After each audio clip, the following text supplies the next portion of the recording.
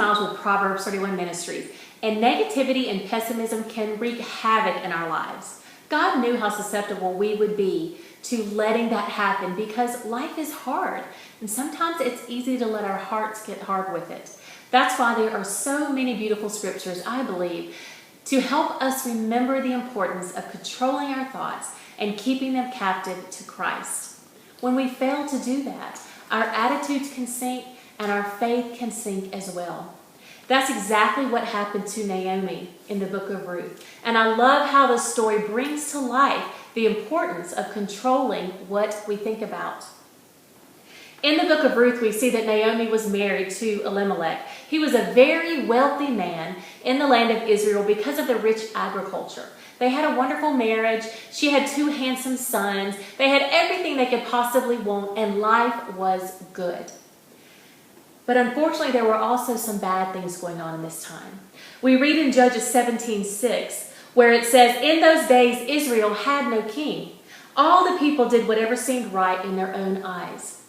The word "those days" refers to 400 years of oppression, 400 years of God's people turning their backs on him, worshiping idols, not being obedient to his word and to the ways that they knew were right and pleasing to him. So as a result of this turning away the hearts of the people from God, God sent a famine across the land. And eventually Naomi and her husband and her 2 sons decided to move to Moab to try to continue to be successful and for him to provide for their family. In Moab, both of her sons married beautiful, wonderful wives. Everything was great again until tragedy struck. We don't know the reasons or the causes for their death, but Elimelech died, and as well as her 2 sons.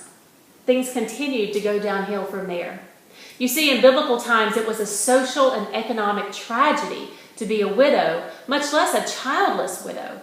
Yet this is where Naomi found herself.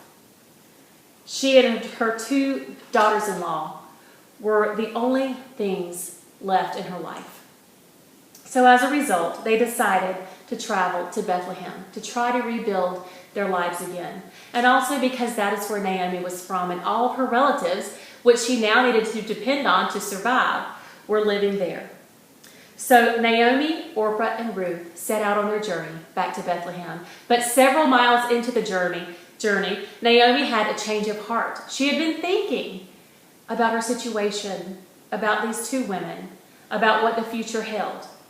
So we see in Ruth 1:13, Naomi says this. She said, "Things are far more bitter for me than for you, because the Lord himself has raised his fist against me." The Message Bible translates that verse this way: "This is a bitter pill for me to swallow. More bitter for me than you. God has dealt me a hard blow." I can certainly relate to Naomi's feelings, and I bet you can too. When life deals us a hard blow, it's hard to not only think positive, but to remain positive.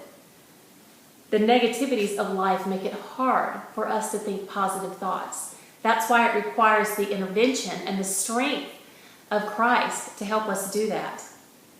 So Orpah did decide to turn back to Moab, but Ruth stayed with Naomi, and the 2 continued on their nearly 60-mile journey to Bethlehem, which was not a fun journey. It was treacherous terrain, very, very difficult terrain to walk through, to carry the things that they had day after day. I can only imagine it must have been close to misery. And during this journey, Naomi had a lot of time to think. She had a lot of time to process her thoughts about what had happened and what God had allowed or what he had caused, and why did she have to go through all of this hardship. Her heart was becoming hardened because her mind was focused on negative thoughts. And we see evidence of where Naomi's thoughts and mind were when we get to Ruth 1, verses 19 through 21. It says, "So the 2 of them continued on their journey. When they came to Bethlehem, the entire town was excited upon their arrival. 'Is it really Naomi?' the women asked." So imagine this homecoming, this beautiful homecoming. Naomi and her 2 daughter-in-laws have come home, and everyone's excited to see them. But instead of being excited, Naomi said, "Don't call me Naomi." Because Naomi's name actually meant pleasantness. She said, "Don't call me Naomi. Instead, call me Mara, For the Almighty has made life very bitter for me. I went away full, but the Lord has brought me home empty. Why call me Naomi when the Lord has caused me to suffer and the Almighty has sent such tragedy upon me?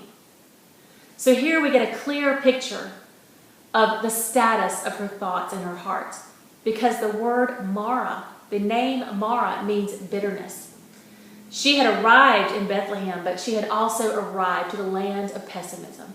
She had found herself in a pit of negativity, so much so that she wanted to change her name from pleasantness to bitterness. Now maybe, like Naomi, you can relate to that situation. You can relate to feeling like that. I know that I can. I've certainly gone through situations in my life where I felt completely justified in being negative and bitter and discouraged and frustrated at God and frustrated in my faith. It was difficult to remain positive. But as you'll read in Unsinkable Faith, and as you can continue reading in the book of Ruth, Naomi did eventually have a change of heart. But we could also have a change of heart. Proverbs 23:7 says, "For as he thinks in his heart, so is he." How we think determines how we feel, determines how we live. But when we invite God to transform our hearts, when we invite him to intervene in our lives, to become the stopping point for our negativity and to fill us with peace and joy and happiness despite the less than positive circumstances going on around us, then we can experience that kind of transformation. We can go from feeling bitter to feeling pleasant, even if our situations remain the same. As you think in your mind, that is how you will live. Your thoughts will control you, or you can control your thoughts. Hearts that are anchored in God do not sink. Attitudes anchored in God don't sink. Optimism and trusting that God has good plans for us, no matter what we are dealing with, helps us embrace the possibility of optimistic living. I have discovered how God has transformed my heart and mind during difficult times and helped me to remain positive when I really had no reason to be on the surface. I've seen that transformation happen in my own heart and mind. And I hope that as you read Unsinkable Faith, you will discover that in your life as well.